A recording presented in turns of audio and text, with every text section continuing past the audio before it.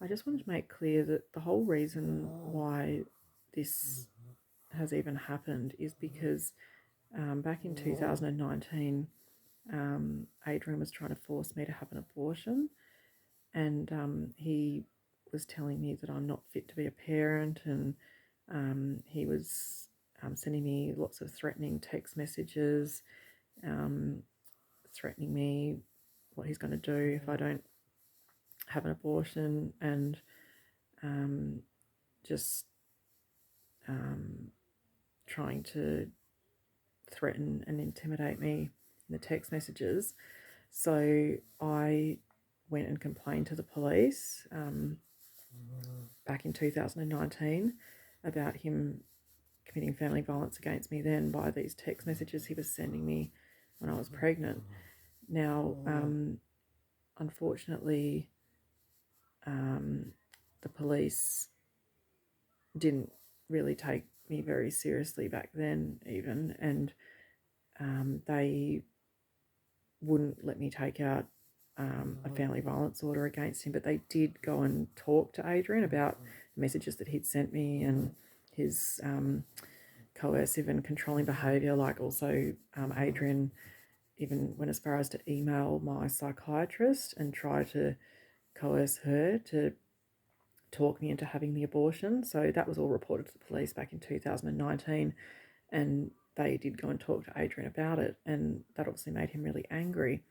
Then in the second trimester, unfortunately, I found out that my baby had died. So I did, through a mutual friend, send a message to say that I'd lost the baby and offer for Adrian if he wanted to meet his son before he was cremated. Even though I was obviously very angry and hurt still about things that had happened, I still thought that was the decent thing to do. And I didn't actually hate Adrian back then. I just sort of felt sad at the situation. So I did get that mutual friend to contact Adrian and tell him. But the mutual friend came back to me and said that Adrian had got very angry and said to never talk about me or the baby ever again to him.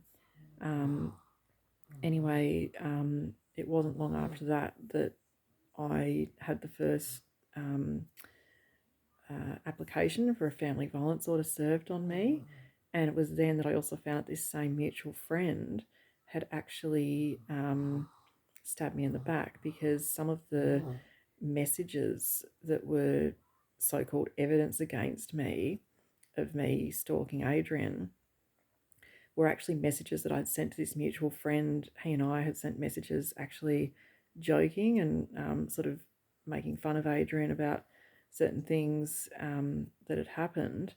And we'd had some jokes and things like that. And he'd included these messages in the application as some sort of evidence of me stalking Adrian. So, yeah, this mutual friend obviously wasn't a true friend and was just a backstabber. Anyway, so there was that, combined with Adrian's only other evidence against me then was the fact that he also stated that he hid behind some bushes on the Brooker Highway, and he had taken photos of my car when I'd been driving on the Brooker Highway and driving past his son's school, which is the Campbell Street Primary School, which does back onto the Brooker Highway. But the Brooker Highway is also the main thoroughfare into Hobart, and that's the way that I was driving to and from work. And the only times that I was stopping was getting petrol on the way home from work on the Brooker Highway, and occasionally visiting a friend who just lives around the corner from there. So that was my only reasons for being in the area. But he also put that in as saying that was some sort of evidence that I'd been stalking him and his son. So anyway, when it went to court, and initially I wasn't taking any of this seriously, so I didn't bother getting a lawyer or anything, because I thought, well, no one's going to take this seriously. It's clearly not stalking. But when I went to court, the magistrate said, yeah, she wasn't going to grant the order, and she actually referred us to mediation. Now, it was the very next day that I had two police come to my door and serve me with a police family violence order. And I was very confused at that point of what was going on. I didn't know how the system worked, and all the different types of orders that you can get. So the police wouldn't tell me what Adrian had actually said about me to get a police family violence order granted. But the wording of the order was very interesting because it just said that I was, it said that the police had granted the order because they had received a complaint from Adrian, and based on that complaint, they thought that family violence was likely to be committed by me in the future. So it was very sneaky what he'd done.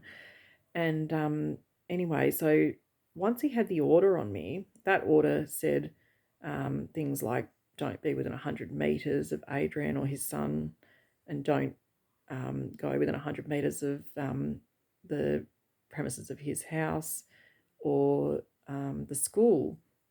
Now, I rang up the school and I spoke to the principal, and in writing, I got an email from the principal to state that the building which I was driving past on the Brooker Highway, which was supposedly the Campbell Street Primary School, that section of the building that backs onto the Brooker Highway is actually not the Campbell Street Primary School. It's a room that they rent out to a completely separate business. It's a childcare centre. And so because I had that in writing from the principal saying that that was not part of their premises, I believed that it was still okay for me to be driving on the Brooker Highway. So I did continue to do that when I drove to and from work. And Adrian saw me again and complained to the police that he'd seen me drive on the Brooker Highway. And then they come over and said, well, this is a breach. And so they breached me on that. They also, some other breaches that they got me on was stopping to get petrol on the same highway. And another time when I saw him actually filming me while I was getting petrol. So I just politely asked him to stop, and he wouldn't stop and he wouldn't go away. And unfortunately, I did let my emotions get the better of me that day, and I actually did abuse him, and he's got that on film.